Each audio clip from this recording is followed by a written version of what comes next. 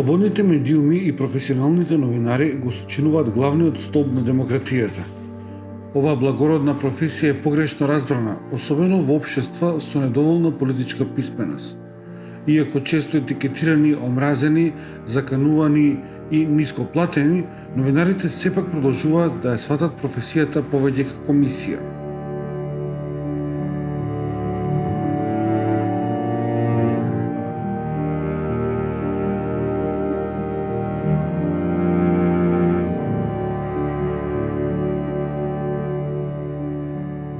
Новинарите како професија треба да бидат коректор на власта, контролен механизам што ќе го штити општеството од недозволени и неетички активности на властите. Скоро и да нема власт која не е непријателски настроена кон новинарите. Апсењето и поднесувањето кривични пријави од страна на власта врз новинарите е со цел да ги уплаши и контролата од страна на новинарите да ја онеспособи. Таа беше целта на власта на Никола Груевски, кој пред 10 години ја внесе Македонија во едно неславно друштво, а тоа е дека со опсењето на Томислав Кежаровски земјата има политички затвореници, што е незамисливо за една демократија, каде слободата на говорот е една од најголемите доблести. Кога новинарот Кежаровски беше во затвор во Скопје, а тоа беше еден од единствените случаи во Европа да има новинар во затвор поради кажан збор. Иако поминаа 9 години, Кежаровски не може да ги заборави најлошите и најстрашните моменти од неговата кариера како новинар. Влегувањето на голем број на специјални сили во неговиот тесен стан. Многу пати, например, се случуваше дома да дојде припадник на полицијата и да праша дали тука живее Томислав Кежаровски.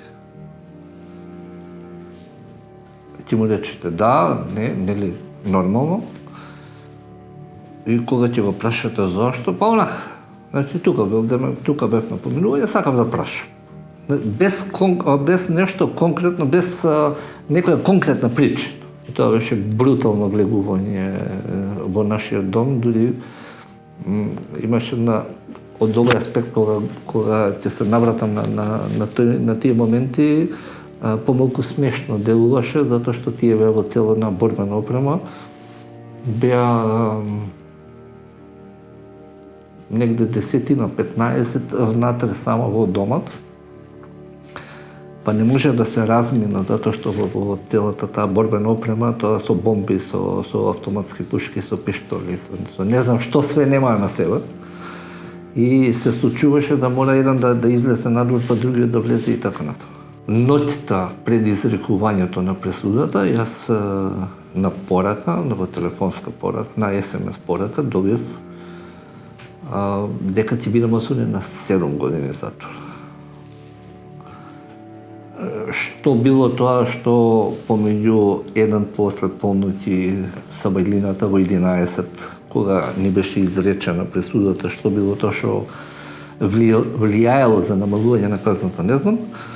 Меѓутоа на 21 октомври бевме осудени на 2013 година, бевме осудени и јас бев осуден на 4,5 години затвор. Иако режимот на Никола Груевски помина, сепак тајните служби не го напуштиле начинот на закани и уцени врз новинарите. Се работи за 3 кривични пријави поднесени од Агенцијата за разузнавање со дозвола од претседател Пендаровски, тој самиот го изјави тоа, за настан кој што се случил на 11 јануари 2021 година, а кривичните пријави се поднесени по локалните избори во октомври, што дава една доза на несериозност, доколку на вистина луѓето во Агенцијата за разузнавање и претседател Пендаровски сметале дека ние сме открили некаква државна тајна, 200 кривични пријави за државна тајна, едната за службена тајна, со вкупна казна од 27 години според законот максимална, нели?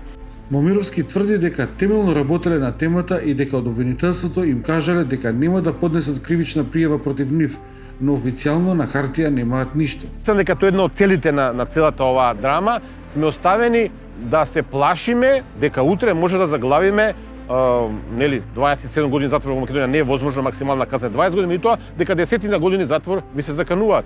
И тука мислам дека таа е една од подцелите, да се замислиме дали утре повторно би објавиле нешто што е јавен интерес, а што може да ве однесе во затвор на долги години. Сите влади во Македонија се пресметуваат со новинарите. Нито ова што сега се случува и кога ви се случува на ваш грб, јас имам веќе 7 кривични пријави, имав претходно од Драги Рашковски, кога ја објавив аферата со набавката на 7 милиони вредна италијанската опрема за наблюдување на небото. Значи, се работи за перманентен притисок кој што треба или да ве скрши, треба да ве уплаши и треба да ве етикетира како криминалци. Знаете како, нашиот народ вели, ако овој има 7 кривични пријави, нешто мора да сгрешил, каде што има чатамо и оган. И тоа е една од овие подцели на ова е директен еклатантен напад врз слободата на говорот и на новинарството во Македонија, но ние сме тука, немаме што да изгубиме. Како велат, и затворот е за луѓе, ако треба и ќе се одиме, и тоа правдата сигурно еден ќе излезе на виделина. За разлика од новинарите кои известуваат од терен, каде некои ризици може да се претпостават, од Сдруженијето за заштита при работа потенцираат дека за оваа форма на новинарство не може да се предвиди ризикот. Тука веќе не можеме да предвидиме мерки за заштита при работа. Но дадеме средства, опрема, алат. Тука едноставно се базира на обука, препорака и негова лична проценка. Професионалните здруженија, како Советот на ЧЕС при Сдруженијето на новинарите, потенцираат дека некаква заштита на новинарите може да добијат доколку се придржуваат кон Кодексот на новинари. Почитувањето на Кодексот на новинарите во секоја точка и запирка и почитувањето на упатствата за снимање и интервјуирање на најмладите, на децата, се најдобрата заштита што секој новинар, снимател и фоторепортер може да ја има и зад себе да го има Сдруженијето на новинарите на Македонија како поддршка.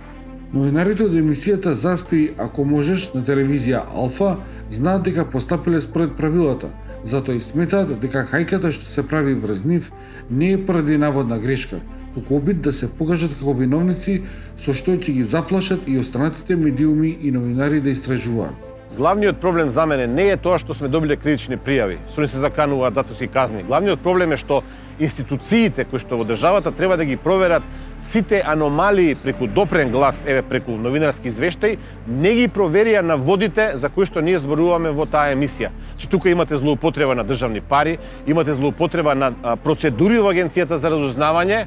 Например, никој огромен дел од луѓето внатре не се проверени преку полиграф дали ја зборуваат вистината во контекст на соработка со странски служби, соработка со странски влади, соработка со мафијашки криминални групации.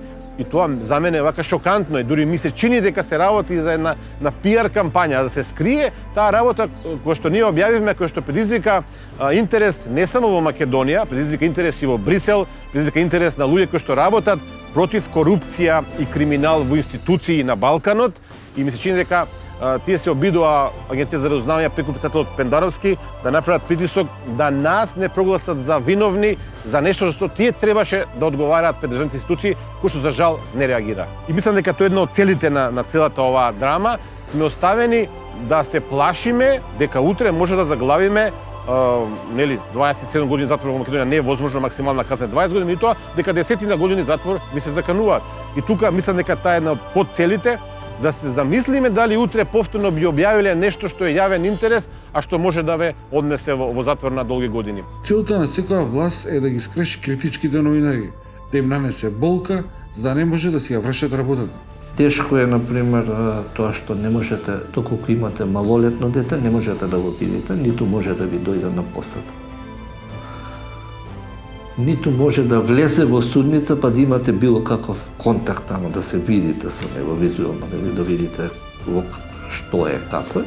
Пораката на власта е дека секој новинар е мета и таргет, кога ќе го осветли криминалот и корупцијата на власта. Пораката на новинарите е случајот на Кежаровски и Горан Момировски да се прекинат за да бидеме нормално демократско општество.